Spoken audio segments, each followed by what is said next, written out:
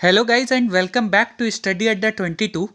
आज हम लोग इंसॉल्वेंसी का एक इम्पॉर्टेंट टॉपिक यानी एक्ट ऑफ इंसॉल्वेंसी पढ़ेंगे, जिसको मैंने फॉलोइंग हेड्स में बांट दिया है। सबसे पहले हम लोग इंट्रोडक्शन के बारे में बात करेंगे, फिर मीनिंग ऑफ इंसॉल्वेंसी, फिर meaning of act of insolvency, फिर पर्पस और object of filing the act of insolvency और एक्ट ऑफ इंसॉल्वेंसी के क्या क्या कंटेंट है। तो अगर चैनल पे नए हैं तो चैनल को सब्सक्राइब कर दें।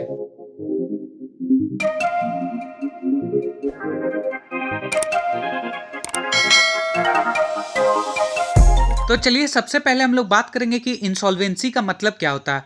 इंसॉल्वेंसी एक तरह का फाइनेंशियल डिस्ट्रेस होता है, जिसमें कोई व्यक्ति एक ऐसे फाइनेंशियल स्टेट पे होता है या एंटिटी जहां पे वो अपने बिल्स को, अपने डे टू डे ऑब्लिगेशंस को और अदर ऑब्लिगेशन को at the time of maturity वो पूरा नहीं कर पाता है। और जो व्यक्ति इंसॉल्वेंसी के स्टेट पे होता है उसको इंसॉल्वेंट कहते हैं। ठीक है, इसमें अपने बिल्स को, ऑब्लिगेशन को पूरा नहीं कर पाते हैं ड्यू टू फाइनेंशियल इनसफिशियंसी। अब हम लोग बात करते हैं एक्ट ऑफ इंसॉल्वेंसी के बारे में। तो एक्ट ऑफ इंसॉल्वेंसी जो है वो कहीं पे डिफाइन नहीं किया गया है, लेकिन part 2 of the insolvency act deal with the act of insolvency. और इंसॉल्वेंसी एक्ट का जो सेक्शन है वो सेक्शन 6 में दिया गया है, the provision related to the act of insolvency as given under section 6 of the insolvency act 1920। तो हम लोग क्या देखें कि इंसॉल्वेंसी एक्ट कहीं डिफाइन नहीं है, पार्ट 2 में इसका कुछ पार्ट दिया गया है जो कि सेक्शन 6 में हम लोग पढ़ेंगे। अब हम लोग बात करते हैं मीनिंग ऑफ इंसॉल्वेंसी। तो act of insolvency means that when the debtor does such an act which gives an indication to the creditor that his money is about to be lost for which he can file an act of insolvency। act of insolvency का मतलब क्या होता है? Debtor कुछ ऐसा कार्य करता है जिससे एक तरह का इंडिकेशन प्राप्त होता है क्रेडिटर को कि उसके मनी जो है वो खत्म होने वाली है, लॉस्ट होने वाले है, जिसके लिए वो एक्ट ऑफ इंसॉल्वेंसी फाइल करता है। अगर दूसरे शब्दों में कहें तो act of insolvency means the debtor does something that gives an opportunity to creditor to makes an application to the court. कि ये एक डेटर का कोई एक कार्य होता है जिससे क्रेडिटर को ये अपॉर्चुनिटी मिल जाता है कि वो डेटर के अगेंस्ट में एप्लीकेशन या एक्ट ऑफ इंसॉल्वेंसी कोर्ट के थ्रू प्रोड्यूस कर सके, कोर्ट के थ्रू उसको ला सके, एक्ट ऑफ इंसॉल्वेंसी का केस उस पर कर सके। अब क्या क्या इंडिकेशन हो सकते हैं उसके बारे में बात करते हैं।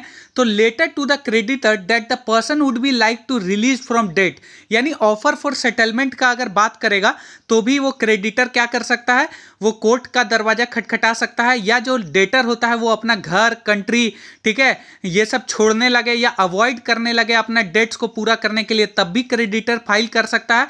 या क्रेडिटर जो है अगर उसको डिफॉल्ट जजमेंट प्राप्त होता है और डेटर जो है उसका पेमेंट डेट्स पे नहीं कर रहा है, या उसके पास सफिशिएंट एसेट्स नहीं है अपने डेट्स को देने के लिए, ठीक है, सॉरी, अपना डेट्स पूरा करने के लिए उसके पास सफिशिएंट एसेट्स नहीं है, तो भी क्रेडिटर जो है, क्रेडिटर के पास ये अधिकार है, या फिर उसको इंडिकेशन मिल जाता है कि चलो भैया मेरा पैसा डूबने वाला है, इससे पहले हम एक्ट ऑफ इंसॉल्वेंसी फाइल कर सकते हैं। और पॉइंट है कि इफ डेटर सेल और हाइड एसेट्स, डेटर अगर अपने एसेट्स को ये या तो बेच रहा है या फिर छुपा रहा है तो पर भी क्रेडिटर फाइल कर सकता है एक्ट ऑफ इंसॉल्वेंसी। या फिर किसी एक क्रेडिटर को बेनिफिट प्रोवाइड कर रहा है और दूसरे क्रेडिटर को एकदम डिनाई कर दे रहा है या उससे छुपा रहा है, तो भी क्रेडिटर के पास ये इंडिकेशन है कि वो एक्ट ऑफ इंसॉल्वेंसी फाइल कर सके। अब पर्पस क्या है एक्ट ऑफ इंसॉल्वेंसी का? तो the main objective of filing an act of insolvency is to initiate proceeding against the debtor. Main objective क्या है कि इनिशिएट कर सके, प्रोसीडिंग स्टार्ट कर सके against the debtor. The act of insolvency is also important that it protect the interest of the creditor. Creditor के interest को protect करने के लिए भी एक्ट ऑफ इंसॉल्वेंसी जरूरी है। अब हम लोग बात करते हैं एक्ट ऑफ इंसॉल्वेंसी की। तो according to section 6 of the insolvency act 1920, debtor commits an act of insolvency in each of the following cases. Section 6 of act of insolvency 1920 में ये फॉलोइंग केसेस दिया गया है जिसमें एक debtor act of insolvency commit करता है। तो चलिए हम लोग उस पर हम लोग बात करते हैं। सबसे पहले अगर एक डेटर जो है transfer of property for benefit of creditor करता है तो भी ये इंडिकेशन है, तब भी ये एक्ट ऑफ इंसॉल्वेंसी है। या फिर transfer of property with the intent to defeat और डिले द क्रेडिटर्स, यानी अपने प्रॉपर्टी को ट्रांसफर करता है ताकि जो है वो डिले हो सके क्रेडिटर के पेमेंट में, ये सब करता है तो भी ये एक्ट ऑफ इंसॉल्वेंसी के अंदर ही आएगा। या फ्रॉडुलेंट प्रीफरेंस करता है, ठीक है, किसी एक क्रेडिटर को ज़्यादा भाव देना और दूसरे को बिल्कुल डिनाई करना, तो भी ये एक तरह का एक्ट ऑफ इंसॉल्वेंसी ही है।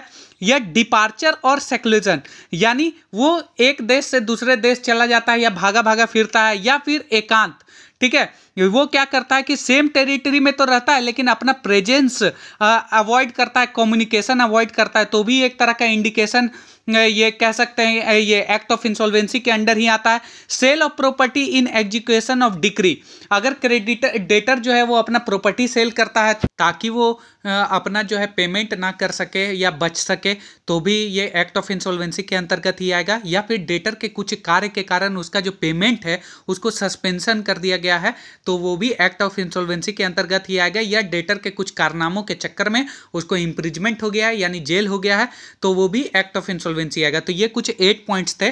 Transfer of benefit for the creditor, transfer of property with the intent to defeat और delay the creditors, fraudulent preference, suspension of payment, imprisonment और sale of property in execution of degree.